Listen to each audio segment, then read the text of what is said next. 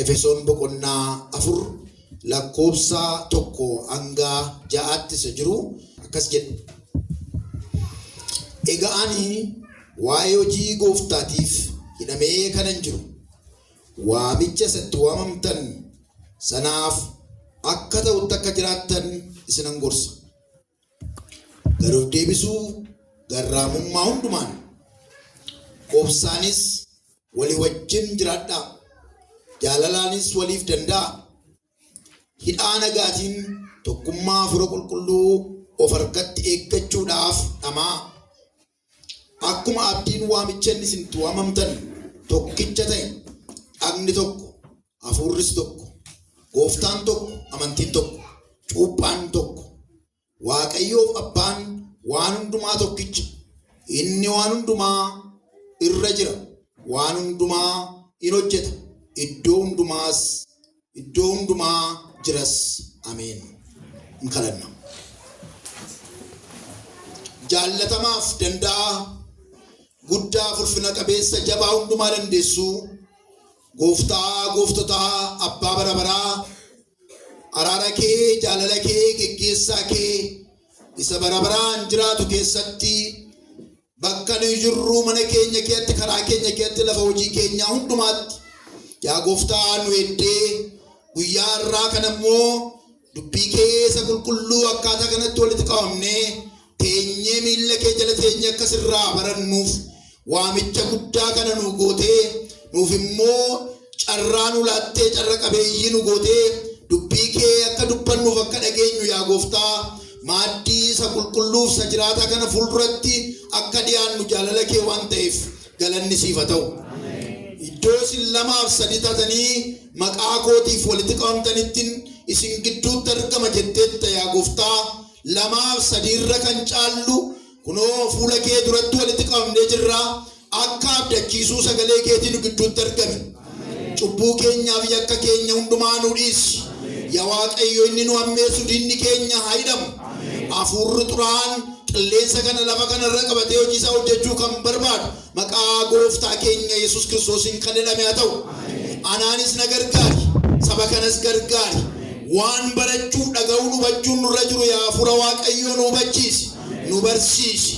Dhukkubaaf dhibee garaagaraatti dubbii kee kanaan nu fayyisi, hiikii kan nu dhiisi. Akkuma Alaazariin hiikaa gadhiisaa jette yaa gooftaa jireenyi hidhame, namni hidhame, gaa'illi hidhame, jiruun hidhame ganama kana maqaa Yesuusiin dubbii keetiin hiikamee gad dhiifamu. Wanti owwaalame owwaala keessaa ka'u, dhagaan irra kaa'ame irraa galagalu, jireenyi abdii kutate, jireenyi kufe, jireenyi dadhabe, jireenyi mudukaa'e humna dubbii Waaqayyootiin kan haara'e haa ta'u. Haaressaa inni ta'e, qulqulleessaa inni ta'e, fayyisaa inni ta'e dubbiin kee hafuurri kee ganama kana nu haa fayyisu. Maqaa Yesuus Kiristoosiin nu haa fayyisu. Nutti dubbadhu yaa gooftaa akka nuuf galutti akka hubachuu dandeenyutti maqaa gooftaa Yesuus Kiristoosiin nutti dubbadhu. Nu barsiisi gooftaa, nu tajaajili gooftaa. Dubbii keetiin xurii keenya nurraa miici. Dubbii keetiin yaa gooftaa injiraan jireenya keenyatti maxxanee nu tuutu nurraa kuti. Silmi jireenya keenya miidhu maqaa Yesuus nurraa ciri. Dubbii keetiin yaa gooftaa ofitti nu maxxansi. Dubbii keetiin irriba keessa jirru keessa nu dammaqsi. Dubbii keetiin gooftaa kufaatii keessa jirru keessa nu kaasi. Dubbii keetiin gooftaa kana baajjachuuf joonja'uu keessa nu baasi. Hallelujah. Yesus galanni siif haa ta'u. Ulfinni siif haa ta'u. Nutti dubbadhu nu barsiisi. Jalqabaaf dhuma nuu ta'i. Afaa bara keenya yeroo keenya hundumaa nuuf eebbisi. Maqaa tolaaf amanamaas ta'e ilma kee gooftaa keenya Yesuus Kiristoos jettee ameen. Ammoo yeroo gabaabaa qabnu kana keessatti walii wajjin dabarsinaa. Waaqayyoo dubbii isaa kanaan nutti dubbataa jedheen amana. Waaqayyoo nan amana. Ofii koo nan amana tun ta'in waan biraa amana tun ta'in Waaqayyoo dubbata dubbii isaatiin isa jedhuun amana. Kutaa kanaa fi mata dureen itti kennee tokkummaa waldaa kiristiyaanaa eeguu isa jedhu irrattan dubbadha. Tokkummaa waldaa kiristiyaanaa eeguu isa jedhu irrattan dubbadha. kutaan keenya guyyaarraa dubbisi duraas wangeellis dhaqxan yoo laaltan faarfannaan 133 akkuma kana wangeela Maatiyos boqonnaa 18 lakkoofsa 15 kaasee yoo laaltanii waa'ee tokkummaati kan dubbatu. Iddoo sin tokkummaa tokko taatanii jirtanitti Waaqayyo achitti eebba abboomeeraa jedha faarfannaan 133. Iddoo tokkummaan jirutti Waaqayyo eebba akka nabboomee dubbata. Maatiyos 18 immoo iddoo tokkummaan jirutti wal gorsuun walii dhiisuun waan kadhatame kadhannaan akka dhagahamu Waaqayyo immoo doosin lama yookiin sadii walitti qabamtan achitti nan argamaa jedheeti abdii kenna. Amma Waaqayyo akka hin argamu kan godhu lamaaf sadii ta'anii argamuu miti. Namoonni lamaaf sadii kun tokkummaa qabaatanii argamuu sanatu Waaqayyoon argamsiisa malee lakkoofsa namootaatu Waaqayyoon argamsiisa miti. Lamaaf sadii iddoo isin taatanitti nan argama gaafa jedhu Waaqayyo namoota lamaaf sadii ta'anii garuu tokko ta'an. Namoota lamaaf sadii ta'anii garuu tokkummaa qabaatan iddoon sun na harkisa. Iddoon kun iddoon sun iddoo argama kootiiti. In argamin jedhamee ituu iddoo sanarraa wanti na daangessu na dhorku jiraate iyyuu inuman argama iddoo sanatti jedheeti Waaqayyo dubbata. Kanaafi tokkummaa waldaa kiristiyaanaa eenyummaa isheeti. Identity waldaa kiristiyaanaa tokkummaa isheeti. Warri biyya lafaa iyyuu waa'ee tokkummaa gaafa dubbatanii tokkummaan humnaa jedhu unity is power jedhu warri biyya lafaa.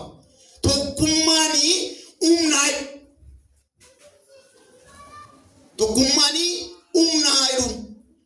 Egaa tokkummaan dubbii Waaqayyoo keessatti sagalee Waaqayyoo keessatti ammam iddoo guddaa akka inni qabu macaafni qulqulluun dubbata jechuudha. Kanaaf waldaan kiristiyaanaa biyya lafaa kana keessatti fira tokko iyyuu hin qabdu.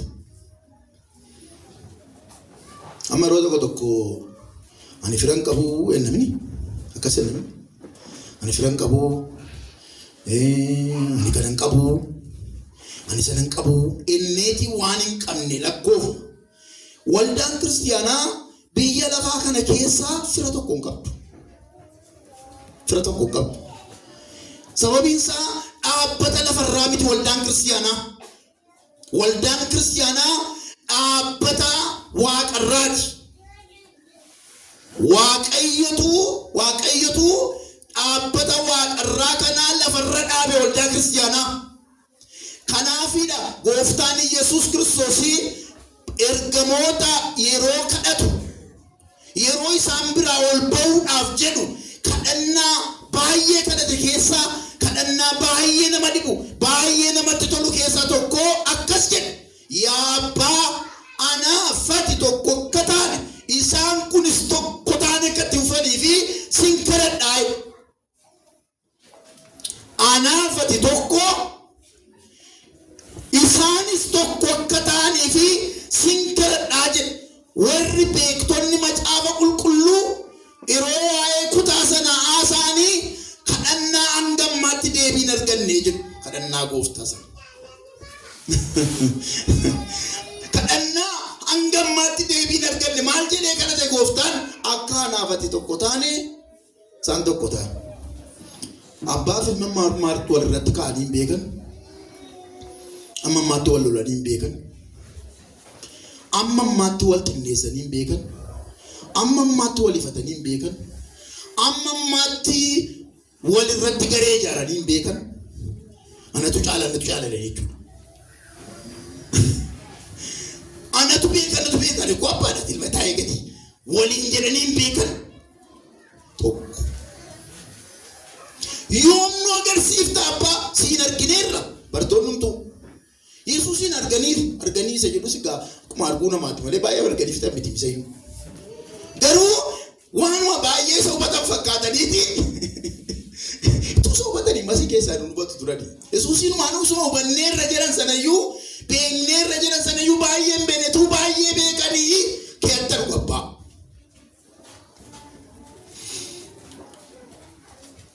Physically nama beekuu fi eenyummaa nama beekuun gargari.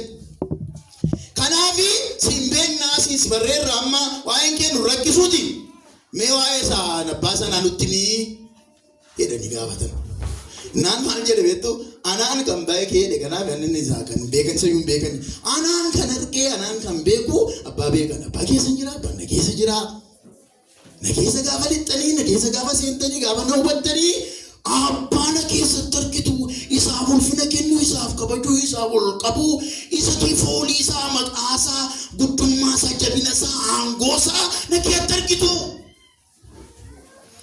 Anaan argitanii naan fixxan abbaan bartanii naan abbaa bartanii naan bartanii jedheeti waa'ee abbaaf ilma gidduu jiru hariiroo tokkummaa yeroonni isaaniif deebii kennu argitu.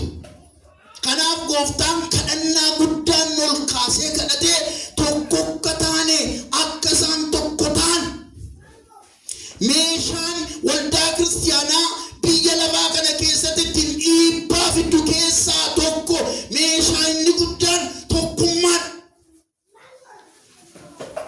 Kiiloo waldaa kiristaanaa kan inni dabalaa deemu tokkummaan. Kiiloon hafuuraa waldaa kiristaanaa biyya lafaa kana keessatti dabalaa kan inni deemu tokkummaan. Tokkummaan hin jiru taanaan abbaa margeetu quba isinitti dha. Kiiloon hafuuraa waldaa akka dabaluu tokkummaatu kiiloo dabala. Asiinis si dhiiban, achiinis si dhiiban, asiinis si dhiiban sin danda'a. Hojii ergamootaa boqonnaa 4 keessatti dhattanii yoo laaltanii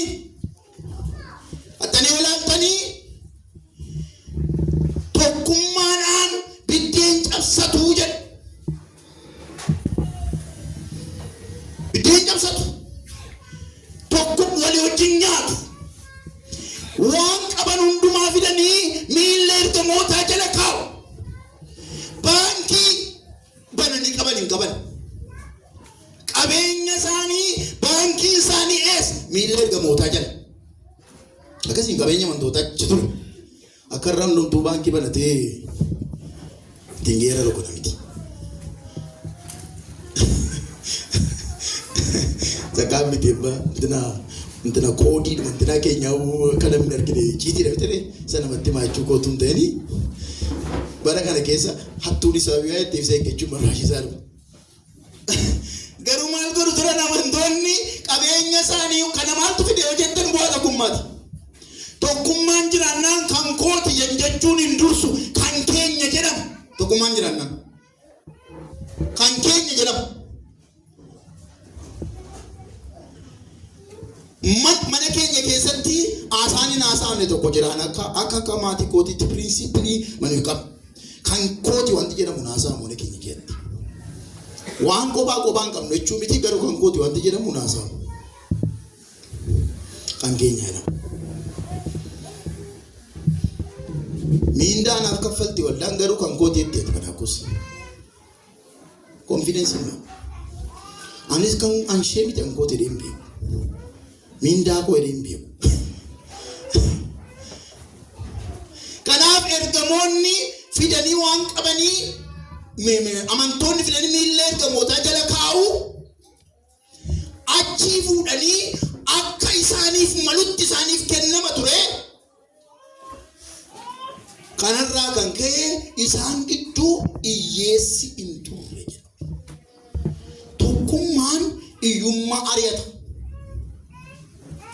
Tokkummaan dhiibin hiyyummaa foonii qofa miti. Hiyyummaa hafuuraa ari'ata. Maal? Tokkummaan. Hiyyummaa hafuuraa keessaa bahuu yoo barbaadan inni jalqaba tokkummaan. Tokkummaan. Kanarraa kan ka'ee jedha fooliin tokkummaa sanaa biyya sana irratti magaalaa sana irratti faca'ee in urgaa. Fuunfatanii dhufu namoonni guyyaa guyyaatti itti dabalamu turan. Guyyaa guyyaatti day to day. Torbanitti miti waggaatti miti.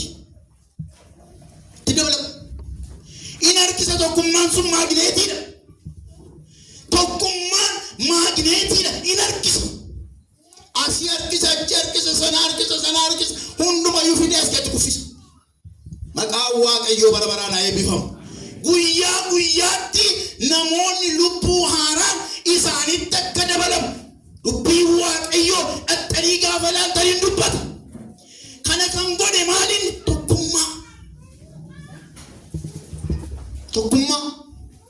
Tokkummaa waldaa kiristaanaa nama nu eegas miti. Kottaa tokkummaa nu eegaa innee daboo kadhannee miti. Ana teeka, si teeka, ishee teeka. Hundoo keenya teeka. Jaarsolii waldaa qofaan nu eegas miti. Luba duwwaan nu eegas miti. Lubiin eega, ofisaatiin eegan. Jaarsolii waldaan eegu, amantoonni eegu, inni xinnaan eegu, inni guddaan eegu, inni beekaan eegu, inni wallaalaan eegu, inni barateen eegu, inni baranne eegu. Eega tokkummaa waldaa kiristaanaa eegamuutu irra jira. Tokkummaan kun akkuma sila siniin jedhe maal qaba beektu? Diina qaba. Diina qaba. Diina qaba. Yeroo tokkotti jedhamu.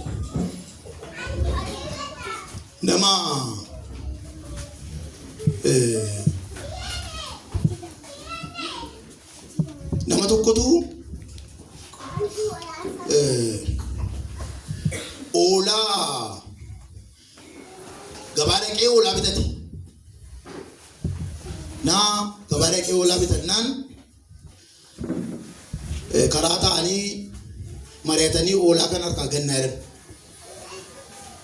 Itti mari'atan. Bakka sadii ta'an feermaataa bakka sadii ta'anii feermaataa amantaan jechuudha. Maal gachisiisuuf?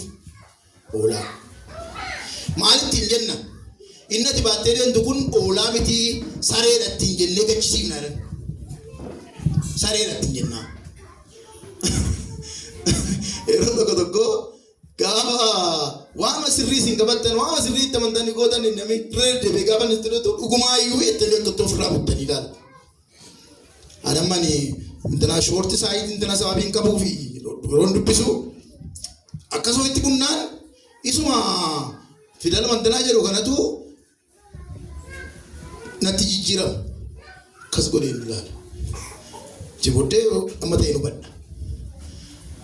Waan tokko akkas buttanii ilaaltanii wantoota tokko akkas buttanii ibattu. Ilaalaan keenya murteessaa sababii ta'eef ilaalchi keenya ija ittiin ilaallu sadii murteessa. Achi butuu as butuufis. Namicha kanaa hin gachisiifna oolaa kana harkaa gannaa jedhanii karaarra ta'an. Inni jalqabaa itti kolfee maal namicha fayyaan qabdu saree baattee deemaa jirtamii. Fayyaan qabdu ittiin jedhee.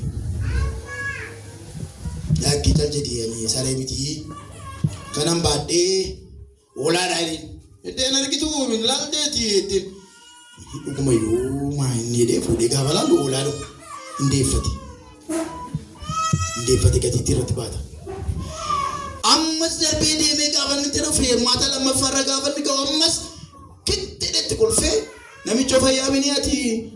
Ansaree baattee deemtuun itti kolfan. Ammas ofirraa fuudhee ilaala. Ammas oolaadhuma hindeeffate ammas. Inni sadaffaan ni dhumaa lafa dha'ee gangalate. Waan namichi gowwaa akkasii. Kan saree baatee guyyaa saafaa deemu fayyaan qabuyyii jedhee gaafa lafa dha'ee gangalatu jalqaba sareedhaan jedhamee lammaffaa sareedhaan jedhamee sadaffaa sareedhaan jedhamee dhuguma jala sirrii dhedhee gati. Kanaaf tokkummaan maal qaba? Diina qaba. Tokkummaa kana nu gachisiisuudhaaf feermaataadhaan kan ta'an jiru. Tokkummaa kana nu gatti xiiquudhaaf seexanni kallattiidhaan dhufee waldaa kiristiyaanaa hindi gommatuun dhufee akkasuma godhe tun jedheeti amma dhageessaniitti yeroo seexanni nama keessaa iyyuu maaliif itti galtee naan ajjeesa naan nyaan akkasiin godha ofumaatti qabameeti ajandaa karoora isaa immoo hima malee waan tokko gochuun danda'u qabameera isaa bitee maaliif qabdi ajjeesuuf yeroo hundumaa wanta inni gochuudhaaf qabu hunduma isaa yeroo naasa'u gargaaruudhaaf guddisuudhaaf deeggaruudhaaf maal gochuudhaaf hin jedhu ajjeesuudhaaf jedhaan maaliif waaqayyo isaa ifatu. Kanaaf waldaa kiristaanaa egaa seexana sa'iyyuutu hin ta'in seexanni ni waldaa ክርስቲያና amma seexanni ni beenu sa'iyyuu qofa beenu. Seexanni ni yine yeroo hundumaa waldaa kiristaanaa tokkummaa waldaa kiristaanaa diiguudhaaf seexana saayilentiidha. Seexana iyyuu duwwaasa duwwaanti naa goonani. Suma bakka seexanni iyyeennaa seexana jira. Inni iyyee tanaan akka seexanni hin jirretti gooneeti laayisensii laachuu barbaada. Njiru akka seexanni inni iyyee taanaan. Garuu seexanni hojii inni hojjetu akka jedha sagalee Waaqayyoo akka leencaa sinnaannee yaada. Maal barbaade? Liqimsuu barbaade. Kanaaf yeroo hundumaa inni naannee yaadu sun jiraachuu jira. Inni immoo maal miidhuu barbaada? Tokkummaa miidhuu barbaada. Akkasin tokkummaa dhabdanii dhukkubfattan barbaada. Namni gaafa tokkummaa jireenya isaa kee tokkummaa gaafa dhabu dhukkubfataa ta'a. Dhukkubfataa hafuuraa ta'a. Hafuuratti dhukkubfataa ta'a. Lallabni lallabamu qinee godhee ilaala sagalee Waaqayyoo. Namni amma nan hubattan taanaan isinii waan lallabu kuni waan ani isiniif qopheessee nama ta'e taarget godhee nama sana dha'uu barbaade godhee ilaala namni sun. Yeroo dubbadhu isatti bakka sagalee Waaqayyoo tun ta'e dhagaan itti darbataa jira akkatti yaada jechuudha. Namni miisaan darsaan sin godhee namni waan isin dubbattan hundumtuu nutti ajaa'iba. Akkas godhe. Akkas godhe. Uuba Yesuusin lallabanirraa. Uuba Yesuusin tajaajilarraa. Raajii dubbatamullee bu'aan hafee akka siree dubbateen. Anumaaf jedhee akka ittiin tanaa jedhe. Gaafa tokkummaan jiru namni wal hubatu garuu yoo sin abaartan iyyuu namni ililililililililila. Yoo sin ifattan iyyuu namni maaliif na ifatte hin jiru. Yoo sin jajjan iyyuu wal bannaan hin jiru. Tanaan lakki qineedha. Sirrii bitimni sun ikkoo akkasaan jechuun isaa koo akkas jedhe faallaa isaa ta'u. Tokkummaan hin jiru tanaan. Kanaafi tokkummaa waldaa kiristaanaa eeguun hunduma keenyarraa eegamu. Tokkummaa eeguudhaan maal gochuun nurra jira? Akka ta'utti jiraachuun nurra jira. Lakkoofsuma tokko kanarratti maal jedha? Waamicha itti waamamtan sanatti akka ta'utti maal godhaa jedha? Jiraadhaa. Akka hin taanetti tun ta'in akka hin taane jiraachuu. Kanaaf akka ta'utti jiraachuudha. Akka ta'utti.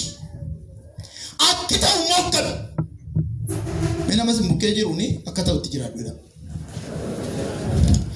Namni jiraachaa jira. Amma namni jirtaa qabayaan jiraa'e. Akkam tajaajilu Waaqayyoo bagalatu nan tajaajilu. Akkam jireen gaarii.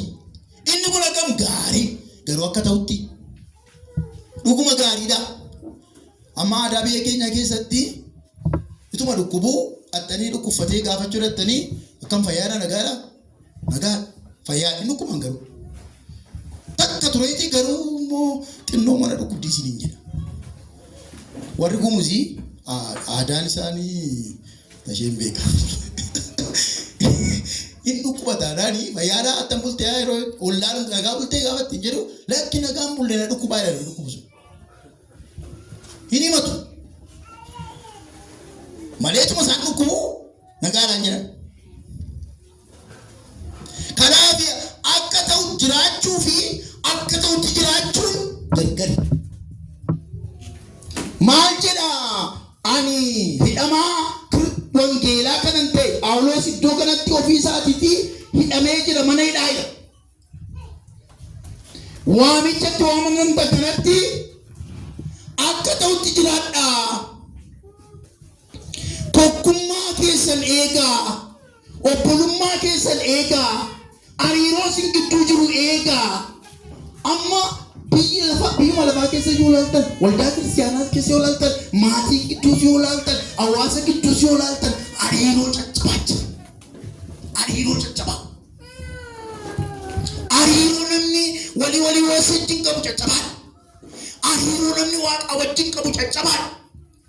Maal jedha Maatewos 18 sana kutaama guyyaa irraa keessatti yoo isin na kadhattanii maalan isinii godheera keessa.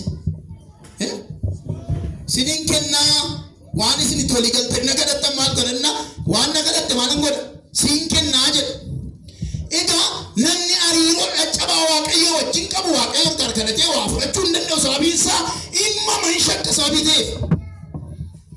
Waaqayyo irraa waa kadhannee fudhachuu kan dandeenyu hariiroon waaqayyo wajjin qabnu sirrii ta'uu irra jiraata, fayyaa ta'uu irra jiraata, fayya qabeessa ta'uu irra jiraata. Hariiroon waaqayyo wajjin qabnu. Hariiroon walii keenya wajjin qabnu. Hariiroon walii keenya wajjin qabnu. Hariiroon obbolummaa wajjin qaban. Hariiroon vertikaalis horizontaalis hariiroon qabnu fayyaa ta'uu irra jiraata. Amanaan tokko nama ajji waliin galanii ani waaqayyo na beeka waaqayyo walii galeenaan maal la dhibee si dhibaarii baay'ee si dhiba ituu akkas jedhamni Yohaannis ergaa isaa keessatti obboleessa kee isa bira jiru isa ijaan argitu isa tuun jaallatini waaqayyoon isa argine akkamitti jaallattaa?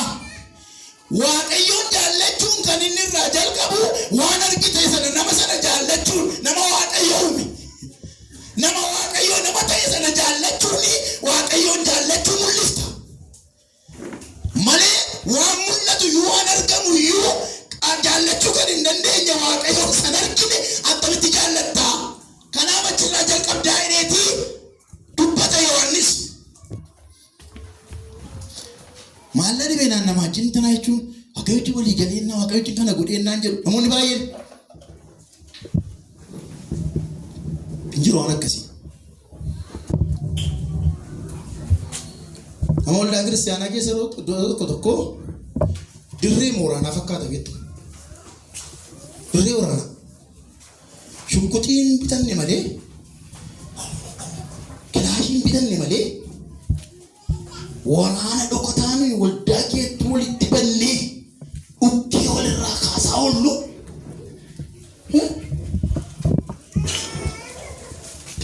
Waaqayyo nuu fadhiisu. Ameen jettanii.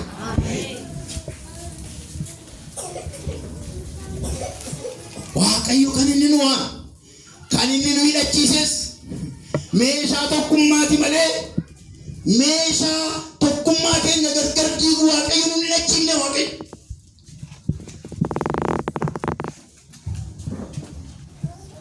Mana moota waldaa keetti yeroo tokko jeeqan maaliif jeettu waldaa please maaliif jeettu tani kaasin gaatani waaqayyo fane naafanii please jibsani. Waaqayyo naafanii. Waaqayyo finaafuun jara keenya caljechuudha moo waaqayyo finaafuun aarsaa of gochuudha moo waaqayyo finaafuun dhiisuudha moo fi miidhamuudha moo akkam waan saakamitti nu gale waan saakamitti nu banna wantichi waaqayyo finaafuun isatu narra caala jedhanii lakkaa'uun akkas waaqayyo finaafuun natu caala ani maaliif natti bu'amaa ani maaliif maqaan koo dhaamaa maaliif facaafiin uffata kootti bu'amaa miti waaqayyo fi moo hinaafan miti ufa isaaniif hinaafan ufa isaanii kajeellaa garaa isaanii keessa jirudha kan akka godhu hawwii garaa isaanii keessa jiru ija hojii fooliiti Galaatiyaa keessa dhaqaa dubbisaa Galaatiyaa boqonnaa 5 ija hojii fooliiti ija hojii hafuuraa sakana hunduma isaan argisiisu. Kanaaf akka ta'utti jiraachuudhaaf maal gochuun nurra jira? Inni jalqabaa gad of deebisuu.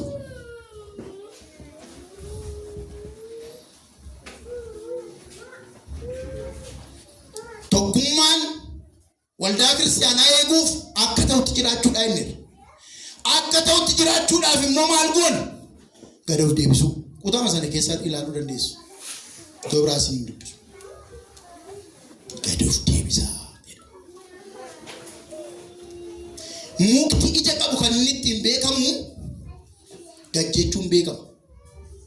Mukti ija qabu.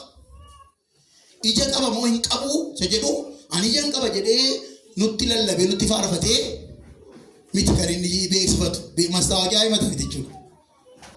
Na argaa na ilaalaa ana akkasi kana fakkaadha sana fakkaadha jedhee namni waan hin fakkaanne iyyuu fakkaate amma argitanii itti bite akkatti footoo ofii gadhiisa nama footoonni nama daalachaa isaatu teknooloojiin bara kanaas jajallaa wayii fuudhee qat godheeti intina godheeti footoodhaan intina godhe.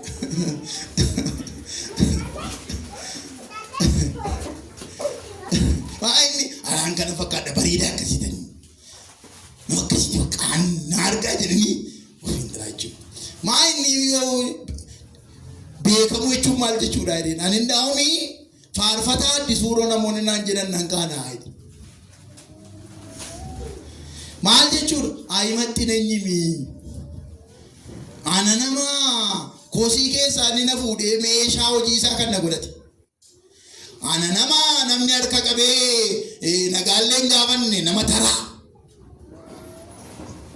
Nama duuka buutota gooftaa walaaltan iddoonni isaa waameetii seenaa namittuu intina ta'e tokko hin qabu hin jiru. Iddoo mantaanii funaanee warra maqaan ganne maqaatti godhee soogidda biyya lafaa godhee ka biyya lafaa godhee addunyaa kanatti gadhiisi. Gaafa isheen tokko ishee baatee maqaa Yesuusiin waamtu addunyaan kun dacheen kun hundumtuu raafamuu jalqabe. Jarri kun amma yoo beeksisan irraan bareedu isa isaan beeksise beeksisuudha malee yeroo tokko tokko isa nu beeksise dhoksinee ofii keenya beekamuu barbaanna. Isa tokkoffaa lammaffaa goonee ofii keenya tokkoffaa ta'uu barbaanna. Kanaaf gad of deebisuun gara laafummaa gad of deebisuun isatu narra caalaadha hin lakkaa'u. Obboleessa kootu narra caalaa. Obboleessa kootu narra caalaa. Obboleettii kootu narra caalaa. Jedhanii lakkaa'uun akkoon sira dubbadha. Mukti ija qabu gaggechuudhaan beekama. Maangoon yeroo ija qabu akkasii dhaabata. Handi kuturee miti jechuudha. Akkasii dhaabata. Akka inni gadi isa qabu maaltu godha? Ijiji. Akkasii. Gadiidha. Irraa cirachuudhaaf isin mijataa? Akkam irraa bareeda isin fakkaate. Gaafa jettiin irraa jettu qaxxee dedduutu itti deebi'e. Qaxxee. Nama mee? Nama? Hospitaala keessatti laaboraatoorii keessa geessitanii laabii geessitanii dhiiga isaa maal isaa qorattaniiti eenyummaa isaa afuura bartu miti. Foonii isa maalii dha. Nama laaboraatoorii afuuraa keessa dubbii waaqayyoo keessa geessitanii gaafa laaltan eewudhaa namni sun jechuudhaa fi ijuma isaa laaltu.